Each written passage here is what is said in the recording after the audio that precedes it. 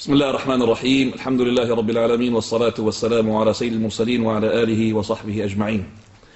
Today, while I was wandering in the Isle of Wight, a person told me about there was a masjid and a mosque in this place which is called Newport. And alhamdulillah, I managed to get to the masjid and I met some of the brothers. One of the brothers that's really captured my attention, and I would like you to meet this brother.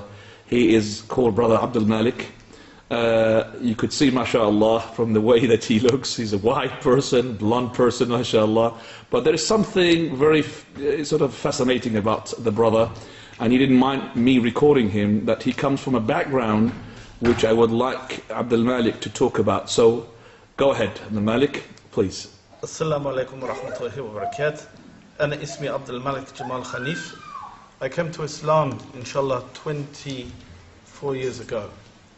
Before this, I was a heavy metal punk musician. I grew up, had a good education, but I was rebellious. I was like a human version of Iblis in the way that I rebelled. I would not bend my neck to anything. I questioned everything I was taught. I questioned history. I questioned that there was history and there is his story. There are truth and there are lies. And I rebelled against the British way of everything. I never drunk, I never did these things, but I thought I will rebel against the system, against the governments that I think are unfair. I will do it through music.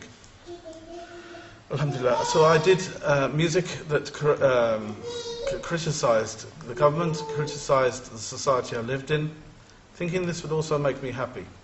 Happiness doesn't come from the outside, happiness comes from within. And now know happiness as water, as life itself comes from Allah subhanahu wa ta'ala. At the time I thought I could make myself happy through the music. I thought following my own ideas and the ideas of others would make Islam, would make my life complete. So what did I do? I played loud music and I deafened a generation. I'm tattooed and I was pierced, and way before all the people were doing this thing. Now it is commonplace. Then 20 odd years ago it was unusual and it was very uncommon. You can see by the holes in my ears. They are not from fighting in Afghanistan, astaghfirullah. Unfortunately they are from my own stupidity.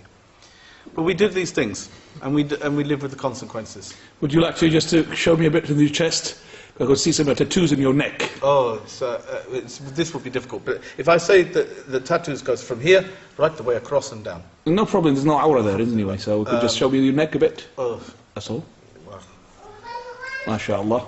I understand that you were half Irish, and that the father side, subhanAllah. Let me just take a subhanAllah, la ilaha illallah. But you could imagine what a person he was when he was at that time. Now at the moment I just said to the brother that he had some light in his face because of the light of the hidayah, the nur of the Islam, the guidance. Yeah. Or the darkness of that heavy metal, what he said, it was satanic way, wasn't it?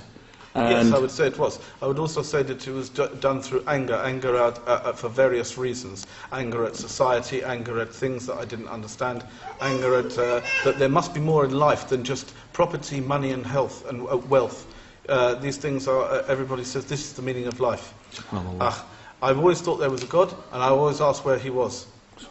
I looked at every ism. I had a good university education, but I argued against everything.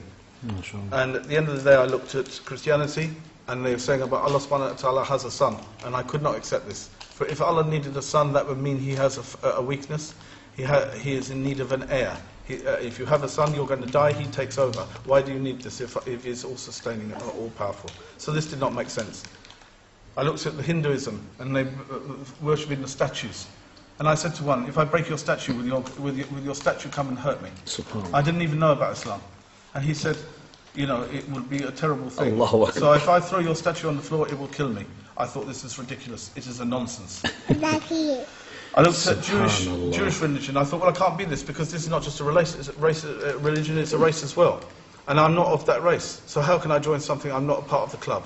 It didn't make sense either. I thought God created everything, not just one people. I looked at all these different philosophies: Marxism, ism, schism and ism. And at the end of the day, all they are is man-made, manufactured, made by man for man's ego. And this I did not understand. A long time ago now, subhanahu wa ta'ala, I was walking along Kensington High Street, and a brother had a leaflet, and he was doing a very early version of dawah.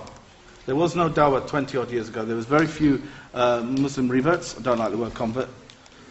Convert is to change. To revert is to go back. I have gone back to what my natural inclination should have been in the first place. There is no room for a convert.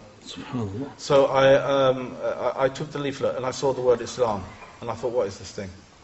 Whenever I was very little, my grandmother, because I grew up with my grandparents, took me to Hyde Park, and I used to see Arabic graffiti on the wall, and I used to like the script. I used to like and I used to wish I could understand what it said. Somewhere deep down inside, that must have stayed with me, because when I got this leaflet and it said Islam on it, I wanted to check this out. Then there were very few books on Islam. I found one, and it was Ghulam Salwa's Belief and Teaching in Islam, in its first edition. It's now in its 9th or so edition. It was very primitively, a primitive edition then. And I read it, and alhamdulillah, I saw the script again, and I thought, so it's this religion that has the script that spoke to me from a young child, that I thought, what is this thing? I was good at art, and I thought the script was beautiful, and of all scripts, it is the most beautiful in the world. And I looked at this thing, and I read, and then I read one thing. Bismillahir Rahmanir Rahim. قل هو الله أحد الله الصمد لم يلد ولم يولد ولم يكن له كفوا أحد. They weren't expecting that, mashallah, from you. The way you sound, mashallah. MashaAllah, tabarakallah, tabarakallah. This changed my life. Yeah, subhanallah. And you know the meaning of it, mashallah. To say that Allah is one. Yes. To say that anything that has a creator is a creation has to have a creator. You don't have multiple creators for something. If you have an architect, you have multiple architects. They all have infighting. They all fall apart. Excellent. You have to have unity. Ikhlas. That's right.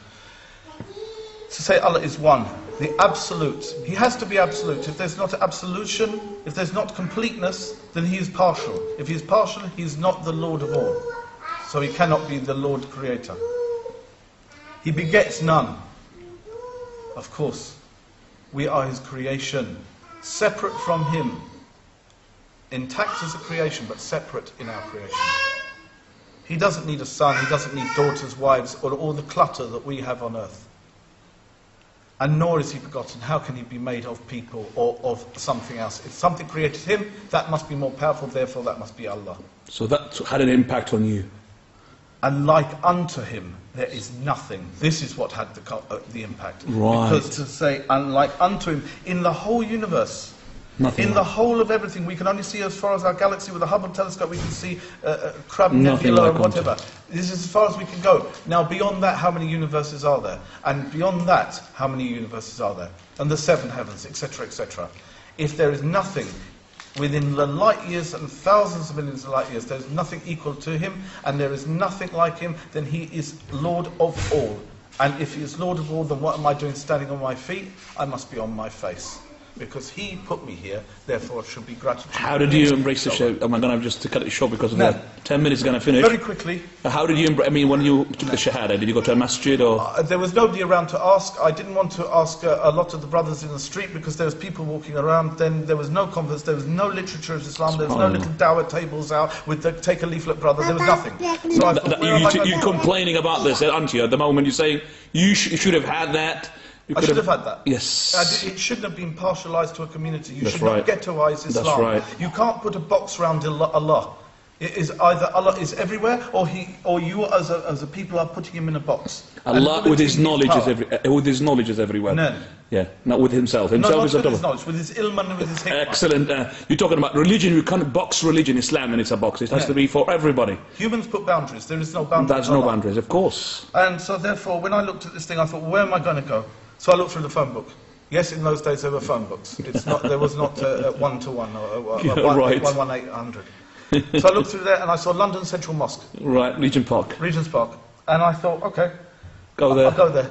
And I looking like I did, and I wish I had a photo of me as I did. I did a talk last week. I had the photo of what I used to look like. And going with this sort of look, and remember you had no beard. I had nothing. I had bright blue hair, you know, and you know, long hair, earrings, tattoos, vest. And you expect everybody to just to welcome you to a place of Islam. Belt made of bullets. You know. So what happened when they saw you? I went in there, I took the bullet belt off because I thought it might be a bit disquieting, you know, and I tried to tie my hair back as best as possible. And I said, I want to make shahada. And they said, they were surprised. They couldn't believe it. Much they were baffled. And he just looked at me as if I was going to hurt him. I said, can you bring me somebody who can speak English? So he brought me Abdullah who's the secretary of the London Mosque then. The one from Saudi Arabia, isn't he? La, he's from Mosul. Oh, right, in Mosul. And he said, you know, what do you understand about Islam? So I told him all I've read. And I'm an avid reader, so I read and read. And I read... so he was surprised? He was surprised then. And he said, okay, I think you understand, but you know you can't look like you do. I said, I don't want to look like I do, it's just that's all I have at the moment. I can change that, but I need to change my heart first. That's right, very good. And you took it from there? I took my shahada. When was that? The day, please, if you remember the date, the year? 1986, MashaAllah. February the 4th. Right. Abdul Malik, I have to really at the moment just to, well, sort of stop for you here and then say to you, Jazakallah khairan for this commentary and this, you know, sort of short biography of your life. I would have liked it to be a bit longer, but remember that we have to go at the moment. I've got a family. I'm in the Isle of Wight today, and I'm really sort of very happy to meet the brothers here, especially yourself. And definitely, inshallah, maybe we'll have a go at, we'll see each other tonight as well. Maybe I should try. As one final thing. Go on. This is quite an interesting little twist. Cat Stevens, who also became Muslim at that time, I was named after one of his songs with my original name. My original name was Matthew. I was named after Cat Stevens' song, and I ended up teaching with him at Regent's Park. He taught the adults, I taught the children. When I learnt to write Arabic, I was teaching the Arabic to the small children. So how things come around, Allah has a wonderful plan, inshallah. Alhamdulillah.